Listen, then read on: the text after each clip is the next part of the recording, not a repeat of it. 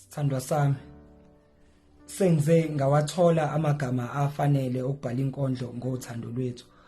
Isihloko sayo ke sithi seluphelile. Empeleni bengifisa ukubhalela incwadi, inkinga ngazi ngizoyiqala kanjani. Ngoba angazi noma kuyabingelelwa yini uma ubhala incwadi yokuvalelisa. Kodwa sengibone kungcono ukuthi kube mina ohambayo kulolu uthando ngoba lona aluyindawo. Kuphela into ehambayo isikhathi neminyaka sindawonye, kodwa izimpilo zethu nothando lwethu kona kumindawonye. Nami bengazi ngiqala ngathi ukubona abantu abathi basuka kude kodwa besothandweni olungayindawo. Ayisekho nemfudumalo kulolu uthando, ngibona umsinga obandayo. Njengomkhushulwa ke sengithi ngiyayideda indawo ngoba ayikho lento sibambelele othandweni olufile, ongcono asiyeke. Sithandwa sami, sengize ngawathola amagama afanele ukubhala inkondlo ngothando lwethu. Isihloko